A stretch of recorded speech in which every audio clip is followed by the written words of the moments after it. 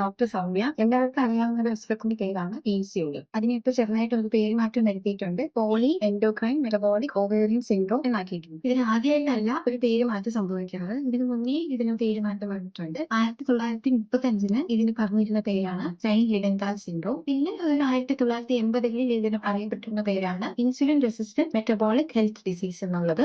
പിന്നെ 2012 മുതൽ നമുക്കറിയുന്ന ഒരു പേരിലോട്ട് വന്നത് പോളിസിസ്റ്റിക് ഓവേറിയൻ സിൻഡ്രോം എന്നുള്ള പേര്. 14 വർഷത്തെ റിസർച്ചിന് ശേഷം 2026 അറിയപ്പെടുന്നത് PMOS എന്നാണ്. Poly endocrine metabolic ovarian syndrome എന്നാണ് ഇപ്പൊ അതിനെ അറിയപ്പെടുന്നത്. അപ്പൊ ഇതിന് പേര് മാറ്റം വന്ന ഒന്ന് രണ്ട് റീസൺസ് ഞാൻ പറഞ്ഞുതരാം. ഇതിൽ മെയിൻ ആയിട്ടുള്ളത് പൊതുവെ ഈ പോളിസിസ്റ്റിക് ഓവേറിയൻ സിൻഡ്രോം എന്ന് ആൾക്കാർ വിചാരിക്കുന്നു ഓവറിൽ ഇത്തിരി സിസ്റ്റുകൾ വരുന്നു എന്നാണ്. പക്ഷെ ആക്ച്വലി നമ്മൾ USG എടുക്കുമ്പോൾ അണ്ടർ ഡെവലപ്ഡ് ആയിട്ടുള്ള ഫോളിക്കിൾസ് ആണ് ഇതിൽ കാണപ്പെടുന്നത്. അല്ലാതെ ഇതൊരു പത്തോളജിക്കൽ ആയിട്ടുള്ള സിസ്റ്റ് അല്ല. പല ആളുകളിലും ഈ സിസ്റ്റ് കാണുന്നില്ല. ഗൈനക്കോളജിക്കൽ ഡിസോർഡർ ആയിട്ടാണ് ഇതിപ്പോ അറിയപ്പെടുന്നത്. പക്ഷേ ഇപ്പൊ റിസർച്ച് പറയുന്നത് ഇതൊരു ഗൈനക്കോളജിക്കൽ ഡിസോർഡർ മാത്രമല്ല, ഇതൊരു whole body hormonal and metabolic disorder ആയിട്ടാണ് ഇപ്പൊ കണക്കാക്കുന്നത്. അതുകൊണ്ടാണ് ഇതിനൊരു പേര് മാറ്റം ഇപ്പൊ പറയപ്പെടുന്നത്.